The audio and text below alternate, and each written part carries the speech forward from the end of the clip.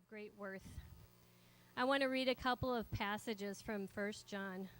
1 John 3:1 says, "See what great love the Father has lavished on us, that we should be called children of God, and that is what we are." 1 John 3:16, "This is how we know that what love is. Jesus Christ laid down his life for us, and we ought to lay down our lives for our brothers and sisters. If anyone has material possessions and sees a brother or sister in need but has no pity on them, how can the love of God be in that person? Dear children, let us not love with words or speech, with actions and in truth." 1 John 4:10 through 12. "This is love, not that we loved God, but that he loved us and sent his Son an atoning sacrifice for our sins. Dear friends, since God so loved us, we also ought to love one another. No one has ever seen God, but if we love one another, God lives in us, and his love is made complete in us. I truly believe that this event, Night to Shine, is truly God living in us as we love others and we celebrate their lives." To give a little background on Night to Shine history, when Night to Shine was launched in 2015, there were 44 host churches, 15,000 volunteers, worked to honor more than 7,000 kings and queens of the prom. New Life Christian Church joined in 2016. That was our first year, and we had 110 guests and about 35 parent and caregivers. Last year in 2017, our second year, we had 140 guests, about 90 parent and caregivers, and 200 volunteers. Worldwide, last year, there were 375 host churches. 150,000 volunteers came together and celebrated 75,000 honored guests with special needs. It's amazing. And next week, I'm expecting about 150 guests here, and we need over 200 volunteers to make this event successful. We are currently at about 144, so we're a little short. And so please recruit your family, your friends, your coworkers who could join in and help us make this a success. The worldwide event this week will take place in over 500 locations in all 50 states and on 6 continents on February 9th. So we can't do this without each of you participating and helping us. So thank you again for coming and being a part of this. To give a glimpse of the impact that Night to Shine has around the world, I'm going to ask Mary to run a video of Haiti. That's one of the other countries that this takes place in. And then we're also going to watch a video of Tim Tebow, specifically the volunteers that are participating.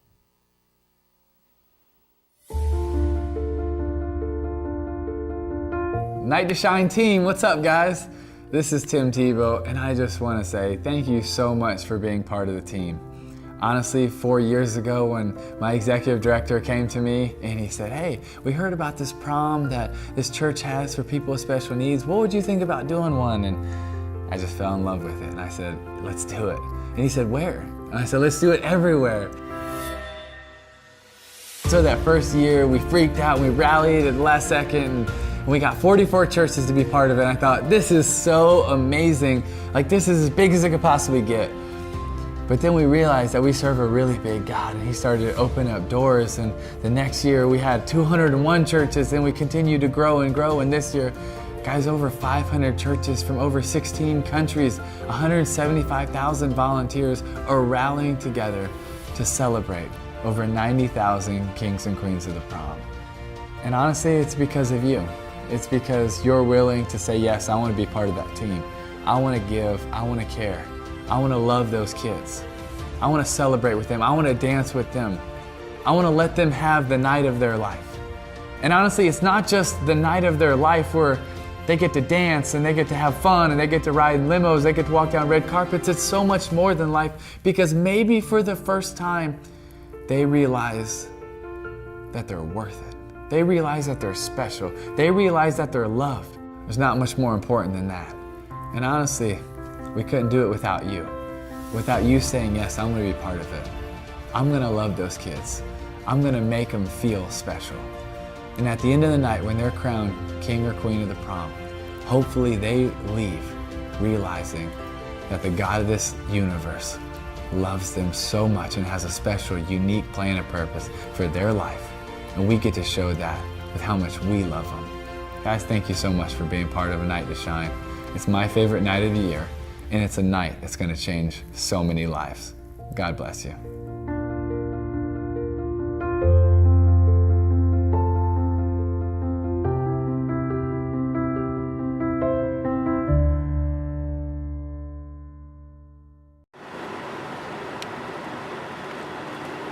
Smoke?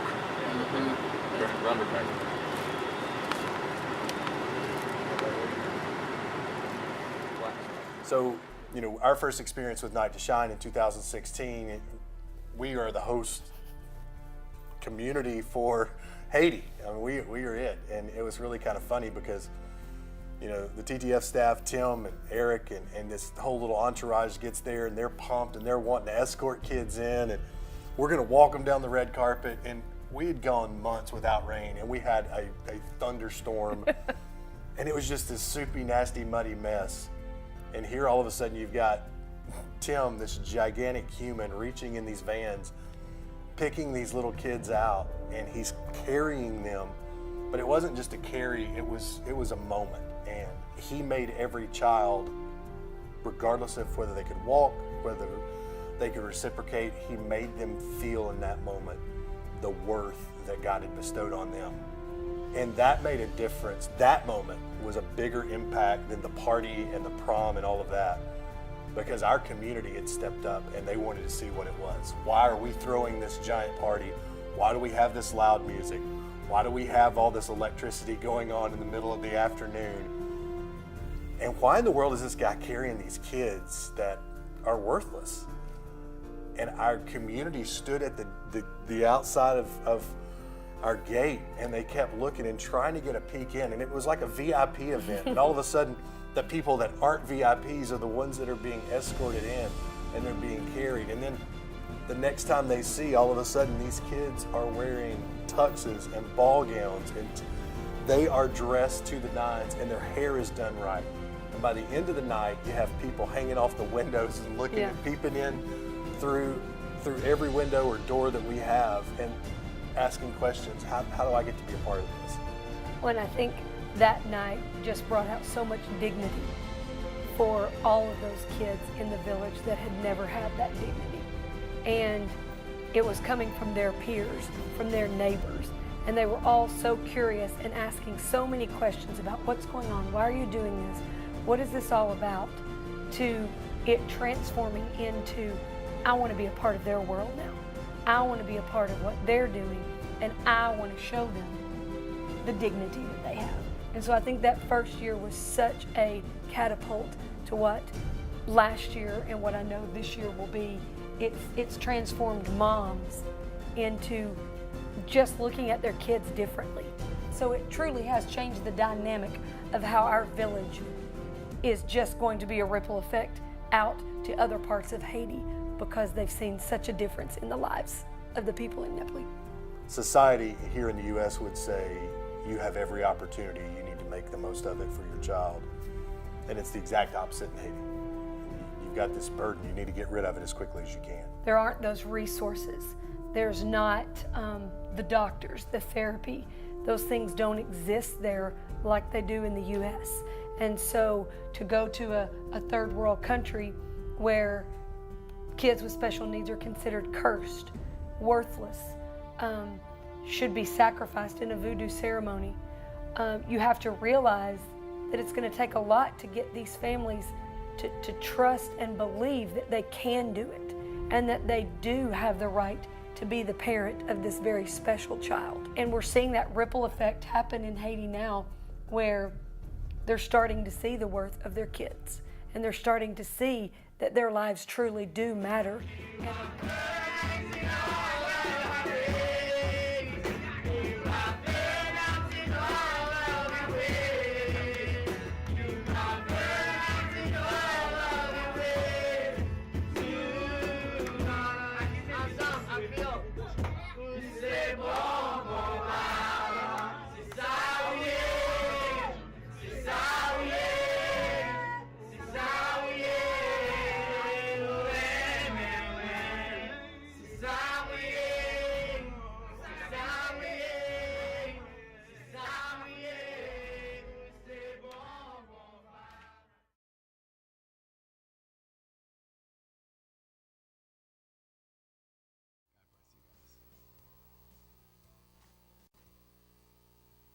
So I want to second that again. Thank you for saying yes and for being here tonight. And again, if you can bring more people alongside to volunteer and especially be buddies, we would really appreciate that.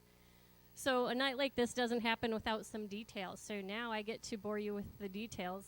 Although we'll try and entertain you a little bit with some pictures from last year's event here.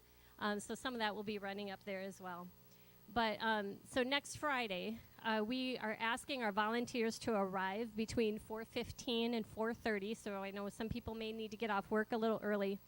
And park over at the Methodist Church parking lot. Our parking lot gets really congested here. We'll have some vehicles that are shuttling people back and forth, so you won't have to walk the whole way. But if you can park over there first, we'll have vehicles to bring you over. We'll try and shuttle people till about 4:35 so that you can get signed in, come in through the education wing doors, and we're going to have you sign in that you're here so we know who's arrived. And then come into here in the sanctuary.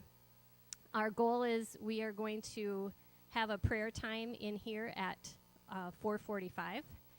I got to back up. As you come in, you'll sign in. There's also the nursery is on the right-hand side. You can put your coats and your belongings in the nursery. It won't be monitored, so if you have a lot of valuables, maybe you can leave those at home. But we'll have some coat racks and everything for you to hang your coats up and keep your belongings in there. And then come into the sanctuary here, and the goal is to have a prayer time and any final details that we need to share with you at 4:45 so that we can wrap up and have our prayer done by 5 o'clock. We have guests that they're so anxious to come, even though the event technically doesn't start till 6. Last year, they were starting to come by 5:10. So that's why we're moving up the volunteer timeline a little bit. They're so excited, and we just want to be here and ready to greet them and let them start enjoying their night together. So we'll try and be wrapped up in here by about 5 or shortly after 5, and then you can kind of wander around a little bit, get familiar with where everything is located, but then be in the fellowship hall, especially if you're a buddy, or for sure if you're a welcome registration people, be in the fellowship hall ready to greet the guests. So by 5:15. So guests will be coming in on those side doors again. We're going to have luminaries kind of marking the path and the door that they'll come in there. They will register and get their coats taken. And then they're going to get their flowers, and they're also going to get their crowns and tiaras right away before they walk the red carpet. So we need to try and keep that process moving, and because it will get a little congested, but it worked pretty well last year, so we're hoping that goes well again this year. We are going to have some of our stations starting up a little bit early, because when they're arriving by 5:15ish or 5:30, the dance doesn't start till 6. But we are going to have the photo booth opening at 5:30, as well as hair and makeup station that will be down the educational hall on the left side. The caricatures, we're hoping they'll be starting at 5:30, but we'll have to confirm that. And we're going to have the step and repeat. That's that big backdrop that you'll see in some of the pictures, and there's a red carpet in front. We'll have that also going at 5:30 so that you can, if you're a buddy, you can make sure your guest is able to get on that and get their picture taken. Dancing and food and the limo rides will start at 6 o'clock or as soon as possible after the red carpet has finished. So we will have food in here starting at 6, and then the food in the fellowship hall will probably start closer to 6:30 after we've converted it over to from the red carpet. So on the red carpet, one of the things we really want we want buddies again, try to make sure you don't just get distracted and have conversations elsewhere in the building. Make sure you are where you need to be. Buddies need to be in the fellowship hall ready to be paired up with their guests for the night. We really want people to cheer loudly. If Tim Tebow shares his favorite part of the whole event, it's the red carpet. He loves the cheering. He loves the energy. He loves that people are getting clapped for, some of them for the first time in their life, and that's very impactful for them. So, and then don't let that lose steam. You know, we're cheering for a long time, probably a little over an hour. So, you know, even as the stragglers come through, make sure we still have that energy and we're still celebrating that they're here. We're excited for them to be here, and we love them. So keep that energy going. Buddies and guests the buddy guest combination will not be pre-assigned except when it's been specifically requested because of a family member or a close relationship. So what we do is our buddies should be all there cheering as they're walking the red carpet. And then we will have Chris and Lindsay Ebnett, our buddy team leaders. They will be kind of at the end of the red carpet selecting the next buddy to grab the next guest. And we need to keep that process moving. Again, it can get congested if people are hesitant or if they're chatting and maybe not paying attention. So again, I ask that we want you to have fun too, but please stay focused on our primary purpose that night is really about our guests. So, let's see. So, also, I know especially the buddy role is intimidating to some people. It's a little outside of the comfort zone, but just know that when you take that step, it is so meaningful to the guests that you're with that night. Whether they can show it or not, it means so much to them. And I heard comments throughout the year out in the community as they say, you know, most of the time people won't interact with my loved one or with my child and stuff. And so just do your best. You just need to be a friend, a smiling face and someone to hang out with. One of the things that we'll do is on the guests' name tags on the back, we will have printed some interests if they put it on the registration form. So take a look. When you first meet your guest, take a look at their badge and get familiar with the interests. That can give you some ideas of things to talk about. They might like bowling or dancing or, you know, any kinds of things. So use that as conversation starters. There is also will be any allergy, sensory issues, anything that you need to be aware of from a health and medical standpoint.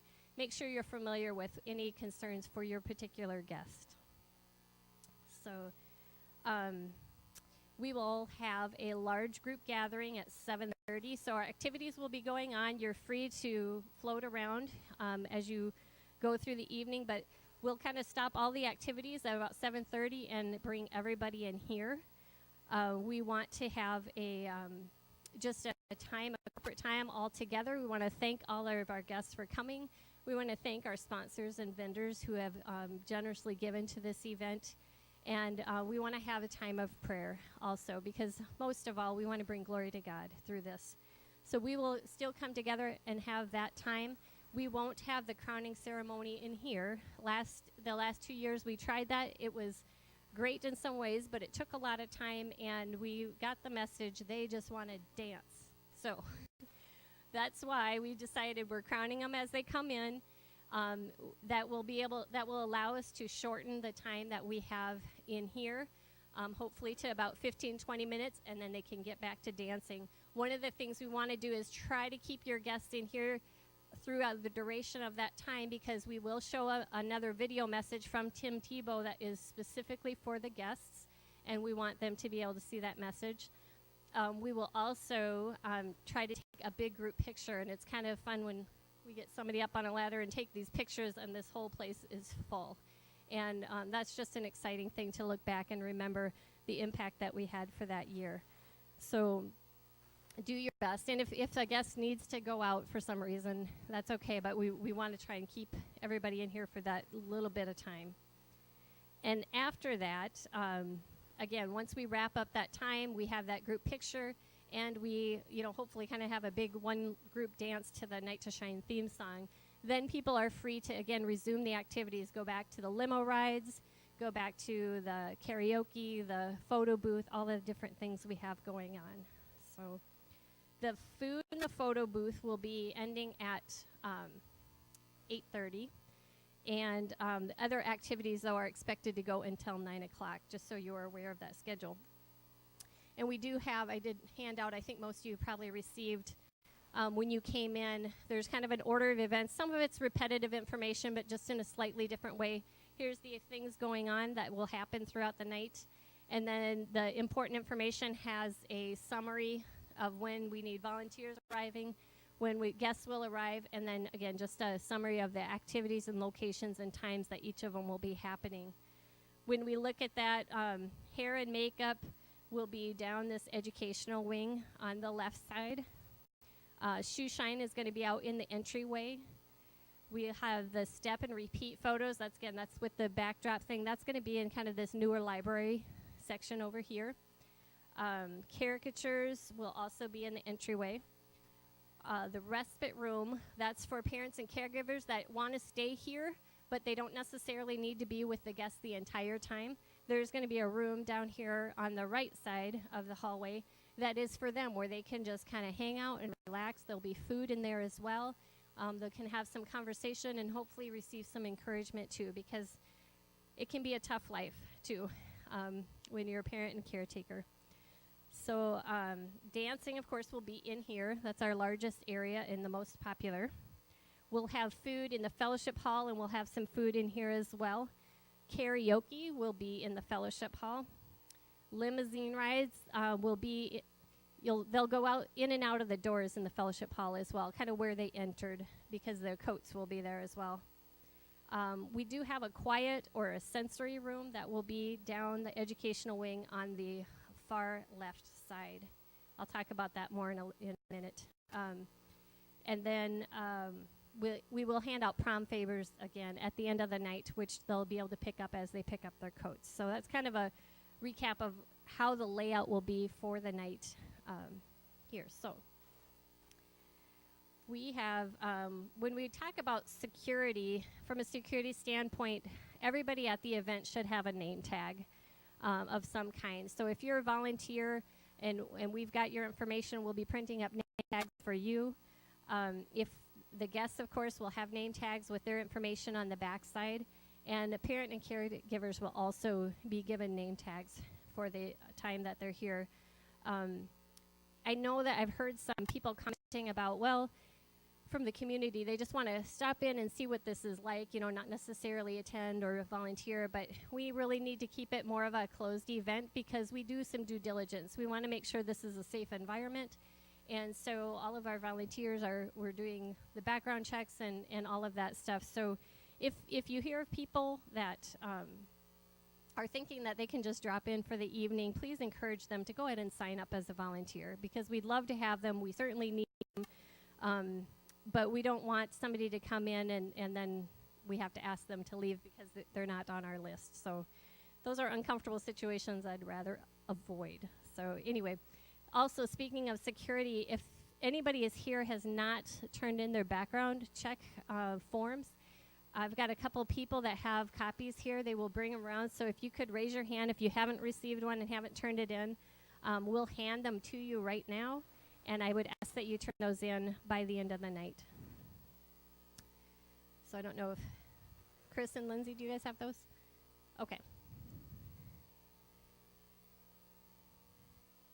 So you may have picked them up on the way in, so that's awesome if you did. But we want to make sure we get that covered and taken care of. When it comes to attire, a lot of times we get the question, what should we wear when we come? Most of our volunteers, except for buddies, so buddies ignore what I'm saying for a moment, like if you're on the food team, activities team, hair and makeup, we ask that you just simply wear black pants and a white top or black top, all black, whatever. But just, it doesn't have to be too much, but just black and white or all black, and that kind of helps us identify who you are. If you are a buddy, we do ask that you dress up a little bit more, kind of more like you're going to go to a wedding or something like that, because your guests, most of the guests are kind of dressed up a little bit more, and we want them to feel like you're actively participating with them. So I know Chris and Lindsay will talk a little bit more about that, I think, when we have our breakout session. But I will just say, ladies in particular, please make sure your attire is appropriate if you are dressing up as a buddy. Nothing too low and nothing too short. And I really don't like to have to say that, but last year we did have some borderline dresses. So just be respectful in that area and make sure you dress appropriately. Another thing is we're trying something new. I did talk a couple times about the step and repeat.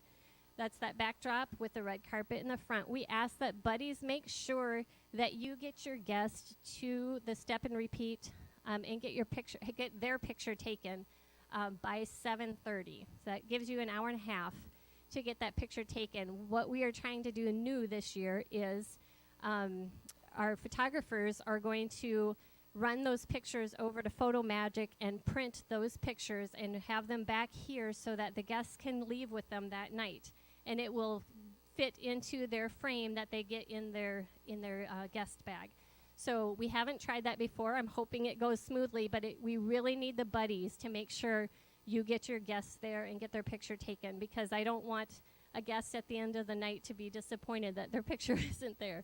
So we could get them one after the fact if needed, but that'll be a neat, I think, thing for them to walk away with that night. I mentioned earlier the sensory room, or the quiet room we call it. It is possible that some guests could experience some anxiety or become overstimulated with all the noise and the lights and everything that's going on. So there is a sensory room, again, at the far end of the educational wing on the left. And if they just need to take a break, maybe they just need a 10-minute break or a 15-minute break just to relax and let everything sink in, just be aware that that's there. Watch for any signs of anxiety or things going on with your guest. The last 2 years, we really had very little use in that room. There was, I think, only a few guests, and they had a one-to-one staff member that could also recognize those signs. So I don't expect it a lot, but just be aware that that's available. As always, Corrine, where did Corrine go? Corrine's standing up in the back and waving. She and one of her coworkers will be here that night. They have a lot of experience with our guests and a lot of our guests, and if you are having any issues or concerns or whatever, grab Corrine, grab Megan, and they'll help you out. They'd be happy to help you out. One more thing a couple more things. The medical team, we also do have a medical team. We'll have EMTs on site and some people who are ready to help any issues. We haven't had issues, but we want to make sure we're ready for them if we do. So they will be located, again, in the educational wing. The first door on the left, it's Alex's office, but first door on the left, that's where they will be located. So if you have any issue or concern, you can take your guest there. If your guest can't move, you can grab somebody and say, hey, can you go get somebody from the medical team and bring them here to help me out? So that's just a precautionary thing. It's not been needed the 2 years that we've had it, but we want to make sure everybody knows where that's located just in case. So I already talked through the layout of where things will be. We can do that again the night of the event if anything changes.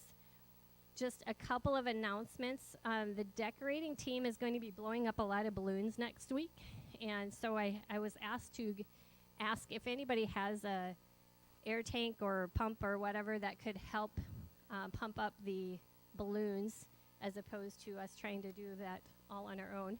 We could, it would be helpful to have maybe 2 or 3 of those available to help with that decorating process. So just let us know, and we're going to be decorating on Wednesday and Thursday. So that's kind of the time frame we'd be looking to use it. We have on the important information sheet too, on the bottom, there's a table. I just want to call attention. Again, I mentioned our vendors and our sponsors that are helping us with this. This is no small thing to put on, and it could cost a lot of money, but we have a lot of generous people and businesses that are helping us out. It still is costing money, but I just want, if you get a chance, give these people your business. Thank them for their generosity to a community event. I really appreciate all the things that they've done. Some of them have been helping us all 3 years that we've done it. Some are new this year, but we're excited that they're giving back to the community that we have here. So in a couple of minutes, we're going to go ahead and split into the teams. Actually, I will do that in a minute. How about this? Are there any questions that we need to cover before we split into our smaller teams? Yep.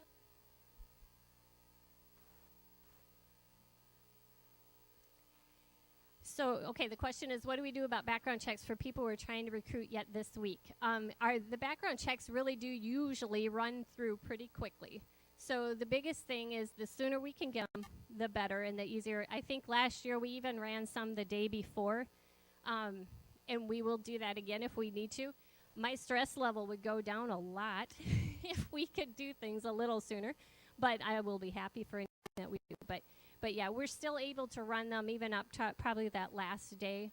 But again, the sooner the better. It really helps us out. Yes. No, well, the registering online got your name on the sheet and told us which team you're on. There's also a form online that we ask you to print out if you're over 18 or under 18. So if you didn't do that part, then I still need you to do that, and that's where we have the hard copies here. So there's 2 different steps. On that form, then you would be giving us a lot of your, a lot more personal information and driver's license and all that stuff. So, yep. Any other questions? Okay. All right. So we are about to split into the teams that were assigned. So when you signed up, you should have seen a team assignment next to your name. And so when I announce that team, that's when you'll get up and you'll go with that group, and that leader can give you a little bit more information that's specific to your team. Before I do that, though, I will give one more plea. I'm a broken record here. Our biggest need really is truly buddies. So even if a buddy is really, it's just a friend for the evening. You know, it's really just a companion. Help them. If they want to go eat, you go eat. If they want to do karaoke, go in there and enjoy the karaoke going on. So it's you get to have fun the whole night. It'd be awesome. So even if you have signed up for a different team, if you're willing to switch over to be a buddy, that would be great, and I would appreciate it. When I split up the teams, go ahead and go with the buddy team, even if maybe you said a different team, and join that buddy training session. And then just let us know that you're switching so then I can update my records. That would help us out a lot. So, and again, I know that that's out of the comfort zone, and there's been a lot of people nervous about it in the past years, but I truly believe that if you take a risk, you'll be blessed for kind of stepping out of the boat and walking on water. God's with you. So regardless of what role you're in the whole night, interact with the guests. Have fun. It's really about celebrating them and celebrating their lives. So thank you for coming. So a few more minutes. I'll split into the teams. I don't know for sure. Is Norma here? Norma Sorensen? Okay. She broke her arm, so she's got a valid excuse. So, and Linda, I don't know if you're prepared to, or I don't know who else from the food team is here. I know you're on there. Would you mind just grabbing them and talking with, so I'm putting Linda on the spot. Linda, do you want to stand up? And anybody who is on the food team can go with Linda and just kind of get a feel for how the night works and where food needs will be. Welcome and registration is Mary Creasy. She's up kind of standing in the back. So as soon as, when we split, she has to still do a couple of responsibilities, but where do you want them to meet? In the fellowship hall. Is the other meeting going on yet? The dads and lads.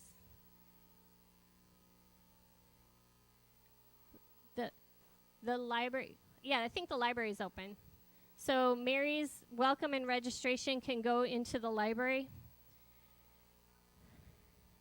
And Darla is going to lead you to the library if you are with the welcome and registration. Activities is Corrine Scoop. She's over here. Where do you want to take people, Corrine? By the front door. And security and parking is Jeremy. Where is Jeremy in here? Jeremy, there you are. Can you stand up? And where do you want to grab or take people? Okay, to the other side of the fellowship hall. Outside, get used to the cold. So security and parking can go with Jeremy and Jeff there. And the rest of the buddies can stay in here. And I'm going to ask Chris and Lindsay if you guys can come up here.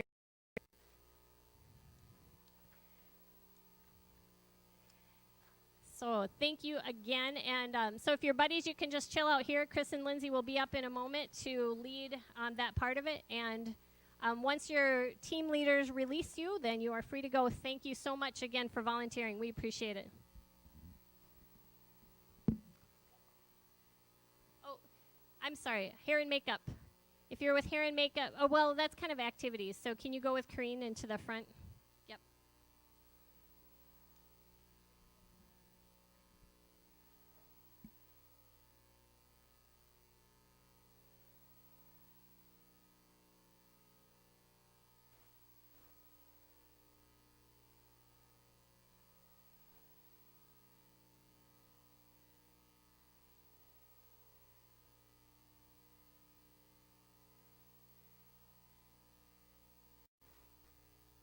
I should say that too. I'm going to say one more thing. If you don't know which team you're on, maybe you just showed up tonight or it wasn't clear which team you're on, come follow me and we'll figure it out. Unless you're willing to be a buddy, then just stay right here.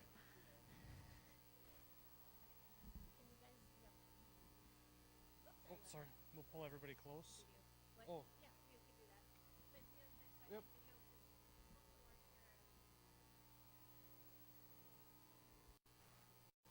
Marsh, you want to send my wife in?